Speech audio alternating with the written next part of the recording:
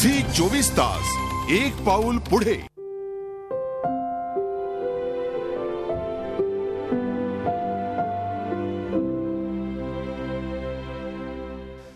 नैराश्याची deadline आपण पाहतोय। झिया खान यांनी केलेला आत्महत्यानंतरचा विशेष कार्यक्रम। या भागामध्ये आपण बघणार आहोत की आशा निराशेचा सुवर्णमध्य नेमका कसा काढायचा। मी आता जातोय दिलीप ठाकूर यांच्याकडे। दिलीप ठाकूर, तुम्ही मला सांगा, असे नैराश्याचे क्षण आल्यानंतर जे अत्यंत मोठे सुपरस्टार्स आहेत, स्टार्स आहेत, त्यांनी नेमकं आयुष्यात काय केलं? त्यांच्या पडत्या काळात तुम्ही त्यांच्या बरोबर होतात, काय केलं खरं सांगा। बघा, नवोदित आणि नामवंत कोणी असो, कोणालाही संघर्ष चुकलेला नाही। आमच्या राजेश खन्नाचीच केस तुम्हाला सांगतो। 76, 77, 78, 79, 80 हा राजेश खन्नाचा अत्यंत पडता काळ होता। इतका पडता काळ होता की त्यानंतर मला जेव्हा मुलाखतीचा योग आला त्या त्याने एक किस्सा सांगितला। त्याच्या वाढदिवशी म्हणजे 30 डिसेंबरला त्याची चलती असताना त्याच्या घरी जे पुष्पगुच्छ यायचे म्हणजे आशीर्वाद बंगल्यावर, ते असं वाटायचं की बगीचा आहे, बगीचा तयार झाला। आणि ह्या 5 वर्षामध्ये अशी वेळ आली की एकही पुष्पगुच्छ त्याच्या बंगल्यावर आला नाही। त्या माणसाची मानसिकता त्यावेळी काय झाली असेल। आणि त्याच राजेश खन्नाबद्दल असा एक किस्सा सांगितला जातो की असाच तो एका दिवशी असा उठायचा सकाळी आणि आपल्या ड्रायव्हरला, सेक्रेटरीला सांगायचा, चला चला चला, अरे आता आपलं कुठे शूटिंग आहे, चला निघूया आपण। तयार व्हायचा, गाडीत बसायचा, मेहबूब स्टुडिओ, फिल्मिस्तान स्टुडिओ अशा ठिकाणी चक्कर मारून तो घरी यायचा।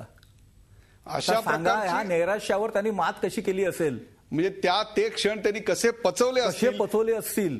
आपण काही सेलिब्रिटींशी बोललेलो होतो की त्यांनी त्यांच्या नैराश्यावर कशी मात केली ते पाहून मग आपण डॉक्टरांकडे जाणार आहोत आणि त्यांना विचारणार आहोत की नेमकी याच्यावर मात कशी करायची। पाहूया आत्ता सेलिब्रिटी नेमकं काय करतायत।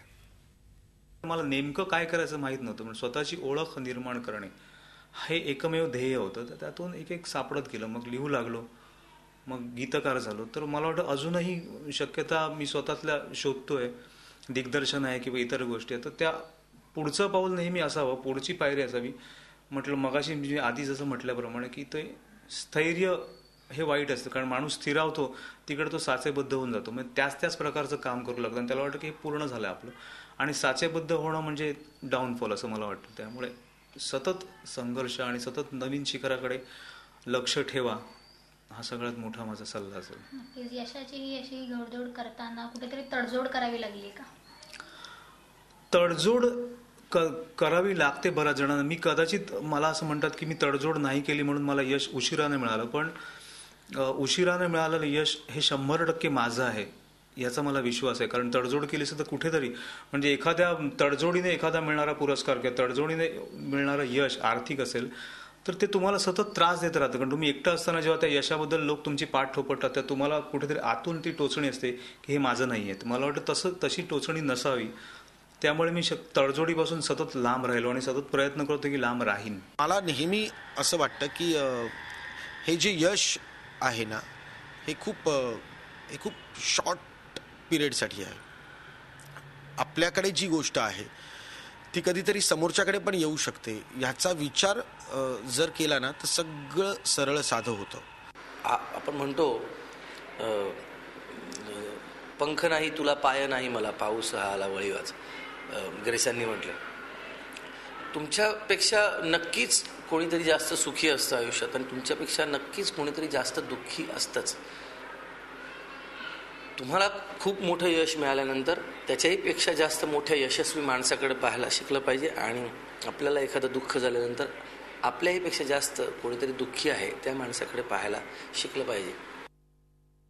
हे सेलिब्रिटी असणारे स्वतःच्या आयुष्यातल्या निराशेच्या क्षणांशी कसे झुंजतात आणि त्याहीपेक्षा बालगंधर्वांचा आत्मचरित्रात एक वाक्य मला इथे आठवतंय की जे वर आहे ते कधी ना कधीतरी खाली जाणारच आहे। खाली गेल्यावर नेमकं कसं वागायचं आणि आशा निराशेचा सुवर्ण मध्य कसा काढायचा। डॉक्टर संदीप जाधव। प्रत्येकाच्या नॉर्मल आयुष्यामध्ये निराशेचे क्षण येत असतात, तत्कालीन परिस्थितीवरती ते अवलंबून असतात। बऱ्याच वेळेला कावळा बसला आणि फांदी तुटली असं होतं। असं आता आज पण जी आत्महत्या घडली आहे तेव्हा असं वाटतं की कुठच्यातरी रिलेशनशिपमधल्या प्रॉब्लेममुळे घडली असेल, पण नॉर्मल आयुष्यात हे बरेचसे क्षण येत असतात। परंतु हे निराशेचे काही क्षण जेव्हा ते टिकतात, एक आठवड्यापेक्षा जास्ती टिकतात, काही करण्याची इच्छा नाही वाटत, इनिशिएटिव्ह नसतो, नर्वसनेस एवढा वाढतो की लोकांमध्ये मिक्स व्हावंसं वाटत नाही, जेवणाची चव लागत नाही, हे जेव्हा सिंड्रोमल होतं, म्हणजे हे जेव्हा 1 आठवड्यापेक्षा जास्ती टिकतं, तेव्हा डिप्रेशन असण्याची शक्यता असते. तेव्हा डिप्रेशन हे काही कवी कल्पना नाही आहे. डिप्रेशन बऱ्याच वेळा लोकांना वाटतं की अरे पाठीवर थापड मारली की ते जाईल, परंतु डिप्रेशनमध्ये बायोलॉजिकल चेंजेस झालेले असतात, मेंदूमध्ये काही केमिकल चेंजेस होतात आणि त्याच्यासाठी त्याच्यासाठी प्रोफेशन आहे. सायकॅट्री हा MBBS नंतर MD हा स्पेशल त्याच्यासाठी प्रोफेशन आहे. अशा प्रोफेशनल्सकडे आपण जाऊन याची चिकित्सा करू शकतात. डिप्रेशन डायग्नोसिस झाल्याच्या नंतर बऱ्याच वेळेला पॅरेंट्स किंवा नातेवाईकांना असं वाटतं की आत्महत्येचं काहीतरी बोलतोय आणि डॉक्टर जर त्याच्याविषयी आत्महत्येविषयी बोलले तर त्याच्या मनात आणखीन बसेल. त्यामुळे मनामध्ये विचार बसणे ही काही ती काही एक वस्तू नाही आहे किंवा ती काही बातली नाही की तिथे विचार ठेवले जातात. ही मेंदू हा एक प्रगल्भ विचारसरणीचं तो एक ऑर्गन आहे. त्याच्यामध्ये विचार करण्याची क्षमता असलेला एक कॉम्प्युटर आहे आपण समजू, आणि तिथे हे न्यूरोकेमिकलद्वारे ट्रान्समिशन चालू असतं. जेव्हा डिप्रेशन होतं तेव्हा सेरोटोनिन नावाचं एक मूलद्रव्य डिस्टर्ब झालेलं असतं. जेव्हा प्रॉपर डायग्नोसिस होतो तेव्हा ह्याच्यावरती ट्रीटमेंट्स असतात. काही न्यूरोकेमिकल करेक्शन करण्यासाठी मेडिसिन्स असतात, दुसऱ्या काही थेरपीज असतात. त्याच्यानंतर जेव्हा हार्डवेअर करेक्शन आम्ही म्हणू शकू ते झालं, ते न्यूरोकेमिकल ट्रान्समिशन थोडंसं करेक्शन झाल्याच्या नंतर बोलून बरेचशा सायकोलॉजिकल थेरपी, डॉक्टर म्हणतात समुपदेशन थेरपी आहे. डॉक्टर समुपदेशन हा एक तुम्ही सल्ला देताय. नेमकं समुपदेशन कसं करावं आणि त्याहीपेक्षा सुद्धा आत्ताचे सेलिब्रिटी नेमके काय करतायत आणि सेलिब्रिटीनी तुम्हाला काय सल्ले दिलेत, आणि त्यानंतर डॉक्टर संदीप जाधव तुम्हाला या नैराश्यातनं बाहेर कसं यायचं हे सुद्धा सांगणार आहेत. कुठे जाऊ नका, पाहत राहा झी24 तास.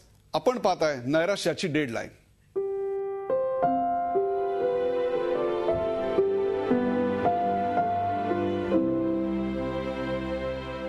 झी 24 तास, एक पाऊल पुढे.